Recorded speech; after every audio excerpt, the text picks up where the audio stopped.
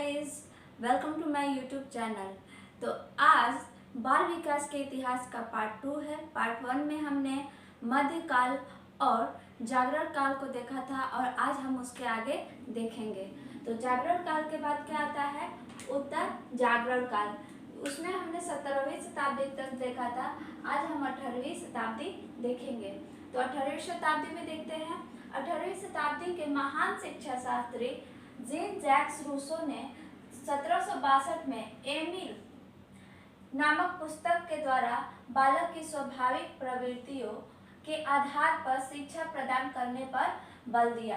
तो सबसे पहले हम जीन जैक्स रूसो के बारे में थोड़ा सा जान लेते हैं। तो जीन जैक्स रूसो जो थे वो प्रकृतिवादी थे, अर्थात कि वो बच्चों को जो शिक्षा प्रदान करने की बात करते थे वो प्राकृतिक रूप से, वो कहते थे कि बच्चों को प्रकृति के ऊपर छोड़ देना चाहिए। प्रकृति ही हमारी जो है असली शिक्षक है और वो जो भी सिखाएगी बच्चे उससे सीख लेंगे। तो उन्होंने इसी आधार पर अपने बच्चों पर, चूँकि मैंने पहले भी बताया कि जितने भी आपके मनोवैज्ञानिक विद्वान हैं सभी ने अपने ही बच्चों के अध्ययन करके जितनी भी पुस्तकें हैं या जो भी सिद्धांत है वो दिए हैं। तो इन्होंने भी अपने ही बच्ची पर अध्ययन करके पुस्तक लिखा और उस पुस्तक का नाम क्या रखा? एमिल, जो कि उनकी ही पुत्री का नाम था एमिल। तो इस एमिल नामक पुस्तक में उन्होंने, जो कि किस सन में लिखा था? 1762 में लिखा था, जिसमें उन्होंने जो अवस्थाएं हैं, 4 अवस्थाओं में मानव विकास को, बाल विकास को उन्होंने 4 अवस्थाओं में बांटा है। शैशवावस्था, बाल्यावस्था, किशोरावस्था। चूँकि बाल्यावस्था को उन्होंने 2 भागों में बांटा हुआ है। तो इसमें उन्होंने ये बताया है कि प्रत्येक अवस्था में जैसी जैसी अवस्था होगी उस अवस्था के अनुसार बच्चों से वर्क कराया जाए, उनको उस अवस्था के अनुसार शिक्षा दी जाए, उस अवस्था के अनुसार व्यवहार किया जाए। तो चूंकि उन्होंने सबसे ज्यादा बल किस पर दिया है, यहाँ पे आप ध्यान देंगे, स्वाभाविक प्रवृत्तियों, अर्थात कि बच्चों का जैसा स्वभाव होगा, जैसा उनका वातावरण में जिस तरह का स्वभाव उनके अंदर से प्रकट होगा उसी स्वभाव के अकॉर्डिंग उनको शिक्षा प्रदान की जाए। उन्होंने इस बात पर विशेष बल दिया है और खास तरह से उन्होंने प्राकृतिक रूप से शिक्षा प्रदान करने की बात कही है, क्योंकि ये एक प्रकृतिवादी शिक्षा शास्त्री थे। नेक्स्ट आते हैं प्रथम वैज्ञानिक विवरण। प्रथम वैज्ञानिक विवरण किसने दिया? पेस्टोलॉजी ने 1774 में। 1774 में पेस्टोलॉजी ने प्रथम वैज्ञानिक विवरण दिया, वो भी अपने ही बच्चे पर, 3.5 साल तक के बच्चे पर अध्ययन करके। प्रथम, चूंकि इससे भी पहले मैंने बता चुका है कि शुभारंभ किसने किया। अब बताइए शुभारंभ किसने किया? फर्स्ट वीडियो में मैंने बताया है कि शुभारंभ, इसका जो वैज्ञानिक पद्धति है उसका शुभारंभ जॉन अमस कमेनियस ने किया है, जबकि उनके पास पूर्ण रूप से इसका प्रमाण नहीं था, क्योंकि उन्होंने उसकी नींव रख दी थी और प्राथमिक रूप से उन्होंने उसकी नींव रख दी थी। और प्रथम वैज्ञानिक विवरण अर्थात कि एक प्रयोगशाला के रूप में और प्लस प्रमाणिक रूप में कहा जाए, प्रमाणित रूप में पेस्टोलॉजी ने बच्चों के ऊपर जो है अपने ही बच्चे के ऊपर विवरण किया, अर्थात कि अध्ययन किया और उसको प्रमाणित करके जो है प्रस्तुत किया। कब? 1774 में। तो एक क्वेश्चन भी बन सकता है कि प्रथम वैज्ञानिक विवरण किसने दिया? तो पेस्टोलॉजी ने दिया, अपने ही 3.5 साल तक के बच्चे के ऊपर अध्ययन करके। वो भी वैज्ञानिक का तात्पर्य क्या है कि जो प्रमाणित हो, क्रमबद्ध तरीके से प्रमाणित हो।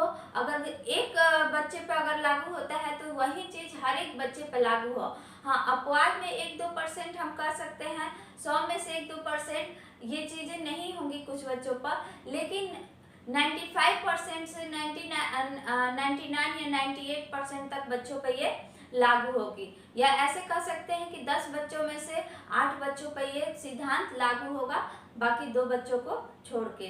तो ये क्या, उसी को हम क्या कहेंगे कि वो वैज्ञानिक विवरण है, कि एक व्यक्ति पर अगर प्रयोग किया गया है, अगर सिद्धांत दिया गया है तो अन्य पे भी वो, जब अन्य कोई व्यक्ति प्रयोग करे तो वही सेम रिजल्ट आए।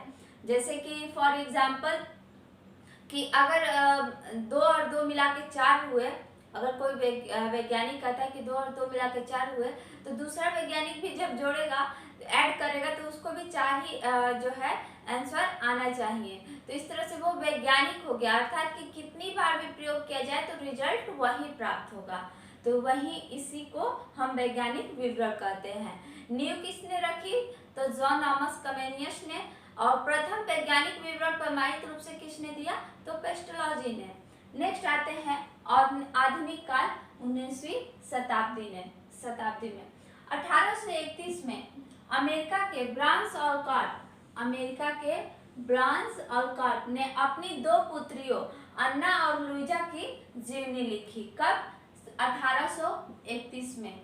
1831 में ब्रांस ऑलकॉट ने अपने ही 2 पुत्रियों अन्ना और लुइजा पर जीवनी लिखी। उन्होंने अपने ही बच्चियों का अध्ययन किया और उनके ऊपर वो कैसे प्रत्येक महीने या प्रत्येक टाइम कैसे क्या प्रतिक्रिया करती हैं, उनका कैसे शारीरिक विकास हो रहा है, कैसे मानसिक विकास हो रहा है, प्रत्येक विकास के बारे में उन्होंने उस अपनी पुस्तक में, उनकी जीवनी में बताया है। कब? 1831 में।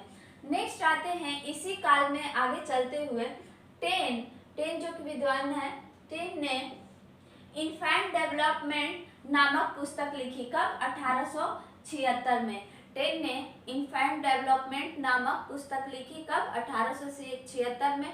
और इस पुस्तक में उन्होंने सबसे ज्यादा बच्चों के भाषा विकास के ऊपर प्रकाश डाला है कि बच्चों का भाषा विकास कैसे और किस अवस्था में होता है या किस आयु में होता है और किस प्रकार से इसे प्रोग्रेस किया जा सकता है। नेक्स्ट आते हैं 10 के बाद Darwin biographical sketch of infant, इन्होंने इस पुस्तक को लिखा 1877 में। चूंकि डार्विन ने सबसे ज्यादा अनुकूलन के ऊपर अपना विचार दिया है कि कोई भी प्राणी किसी भी पर्यावरण में तभी रह सकता है जब वो अपने आप को उस पर्यावरण में अनुकूलित कर ले। तो उन्होंने बच्चों के ऊपर एक पुस्तक लिखी जिसे नाम दिया बायोग्राफिकल स्केच ऑफ इन्फेंट। ये भी बच्चे के ऊपर ही था, इन्फेंट लिखा भी हुआ है। नेक्स्ट आते हैं विल्हम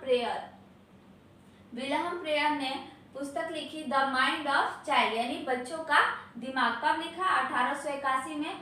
और ये पुस्तक किस आधार पर लिखा? अपने ही 3 वर्ष तक के बच्चे पर अध्ययन करके इस पुस्तक को लिखा, द माइंड ऑफ चाइल्ड, यानी कि बच्चे का दिमाग कैसा होता है, कैसे ग्रो करता है, क्या वो सोचता है, अगर किसी वातावरण में रह रहा है तो उसका विचार कैसे होंगे, कैसे बदलते हैं, उनका निर्माण कैसे होता है विचार का, इन सारी चीजों के बारे में विल्हम प्रेयर ने इस पुस्तक में बताया है।